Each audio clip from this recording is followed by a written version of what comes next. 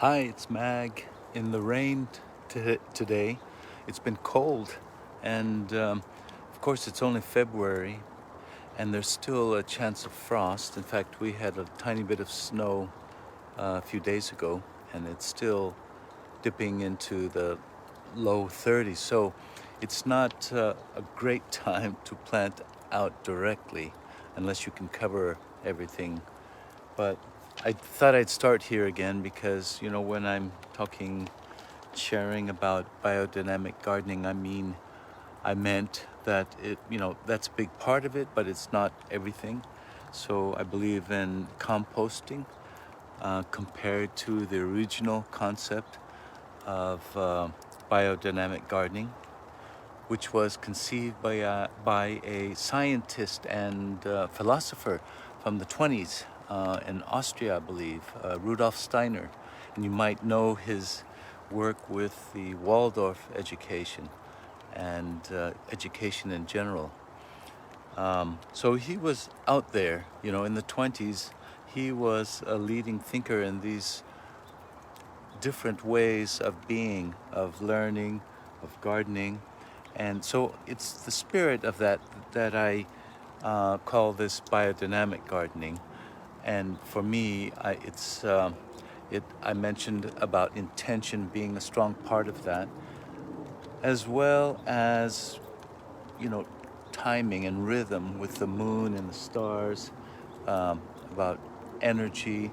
So that is what I will apply to, this series about gardening in general.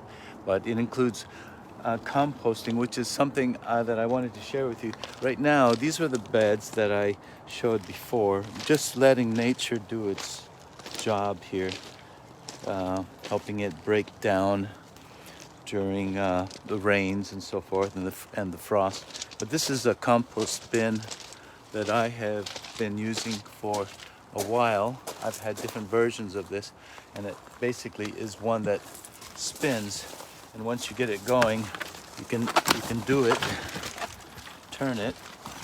I'm trying to do this and film this, but basically this is a combination of different things, what we call green and brown material. This is an important part of gardening for me, and that is to kind of recycle everything that you can find in the garden. So this is my compost at the moment. This is broken down from several months over the winter because I didn't turn this a few months ago. I had stopped gardening completely, since my mother passed. But so this is something I started up again, and it also comes from another compost bin, which is, a few months away still. This is where you can put your kitchen scraps, and then turn this bin, move it over to this area by placing each section, and then with a pitchfork lift and change that. So that's why you'll see eggshells down here, and so I brought maybe a third of that into the turning composter.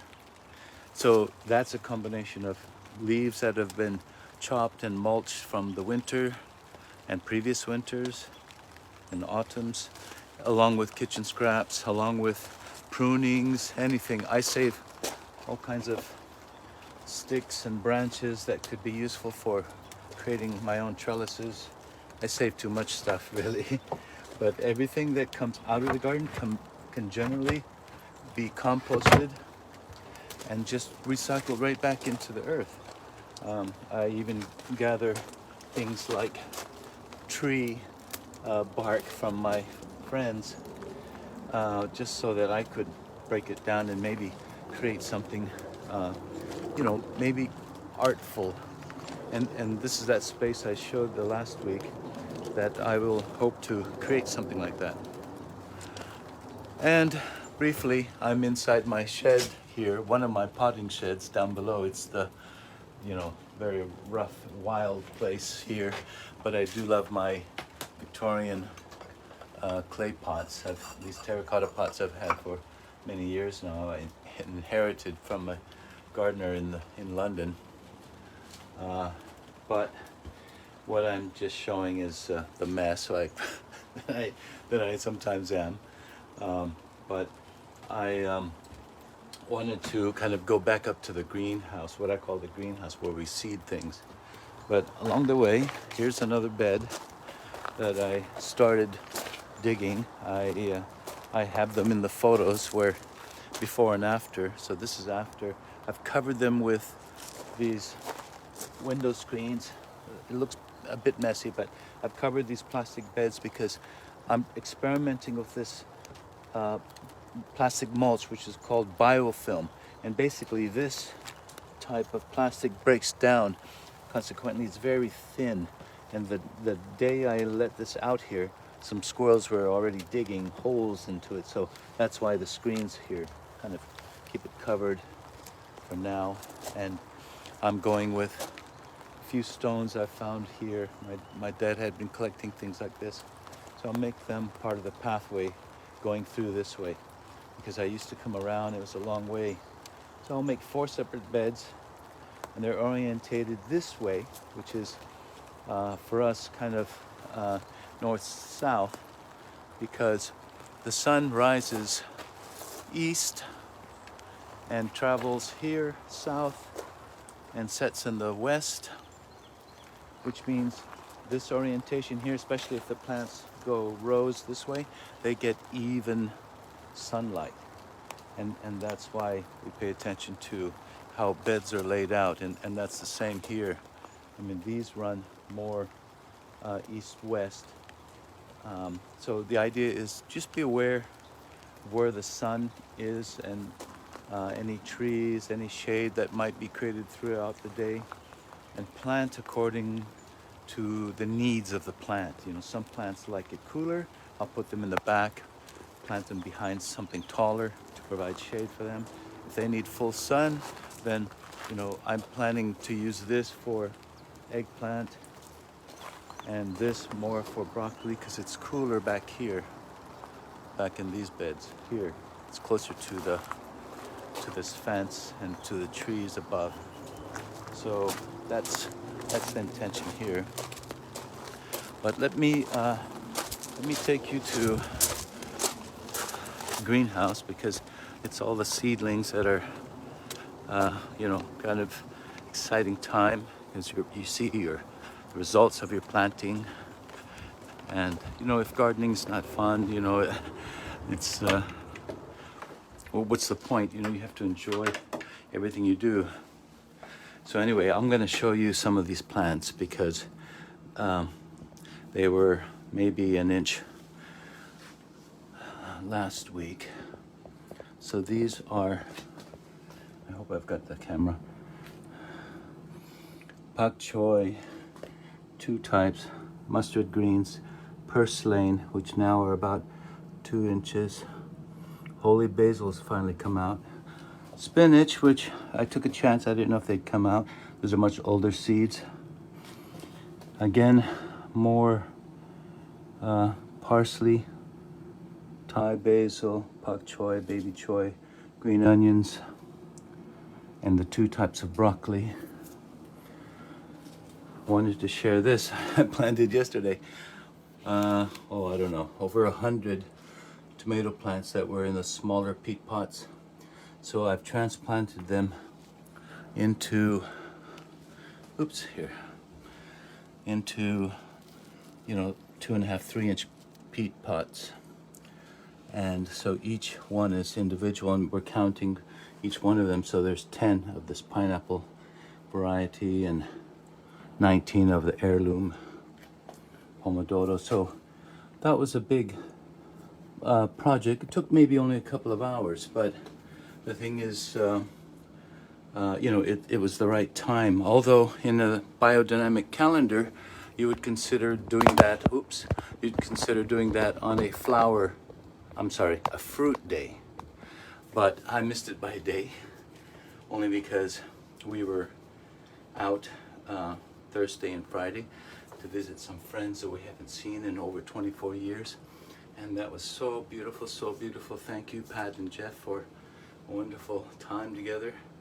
It's like as if it was yesterday in a way, but with a lot more wisdom and experience. But you know, it was like connecting so well.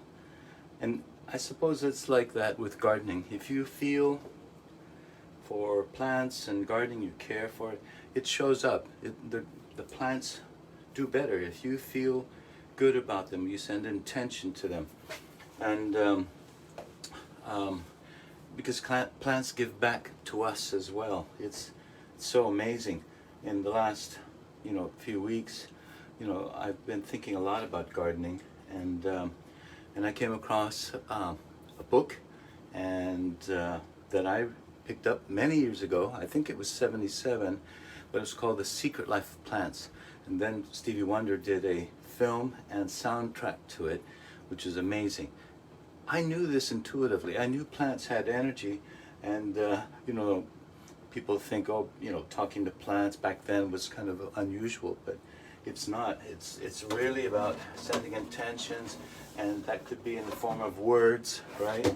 You know the work of Dr. Emoto, the Japanese scientist who did work with water and found that they formed beautiful crystals, water crystals, when intention and beautiful words are sent to a body of water or a glass of water. They were able to freeze it and look under a microscope to see these beautifully shaped crystals, compared to water that was sent negative energy or played hard rock music. No offense to hard rock music, it's just that it was saying that certain music, certain sounds, thoughts would change the vibration, the crystalline structure of the water, and beautiful crystals came out of the beautiful thoughts, words, intentions. So that it's proven in some other ways. So it's about energy, and this is something I shared before. It's an energy. It's what we call an earthing card, and this, believe it or not, is something that we're experimenting with. And just like we're experimenting with crystals, this is been programmed in using Tesla technology, and it's been programmed to change and protect people from EMF radiation, which is part of the reason it was created. How can we protect ourselves from this invisible pollution that we don't know enough about, but could be impacting our brains, our health, our physical health, mental, spiritual health? Yes, it's all connected. So what this experiment has been about since last year, I actually started it last year when I first came across these products, was that I would be doing this and just testing to see how things went. And we did pretty well. We did over, 95% germination, and all those plants, filled the space.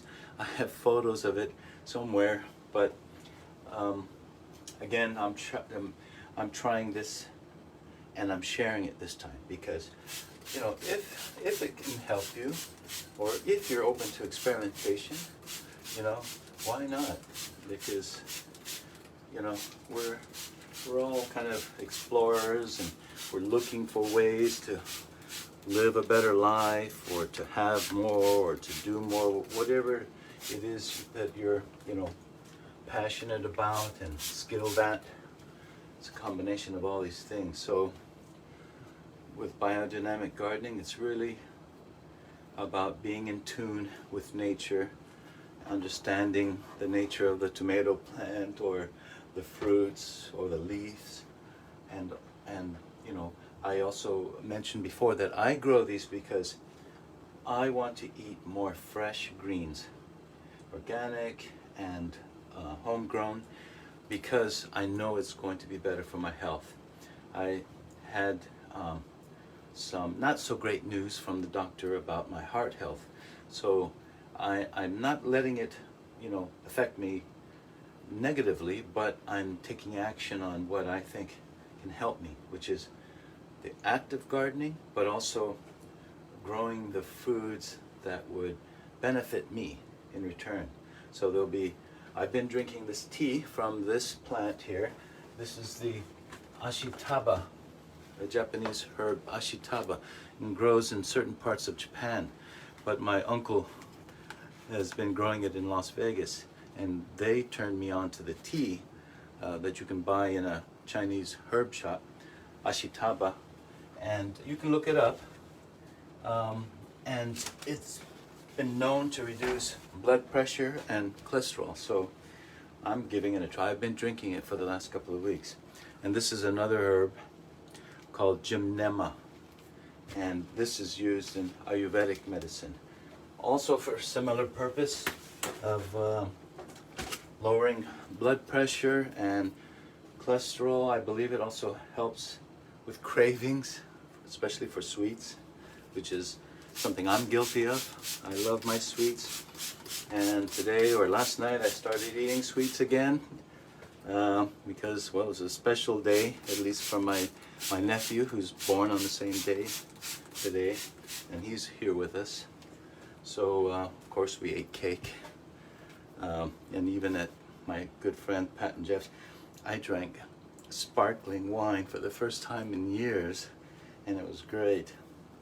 So, I guess what I'm saying with that is, trust your intuition in what you would like to do, and if it's about gardening, what you would like to grow and eat, and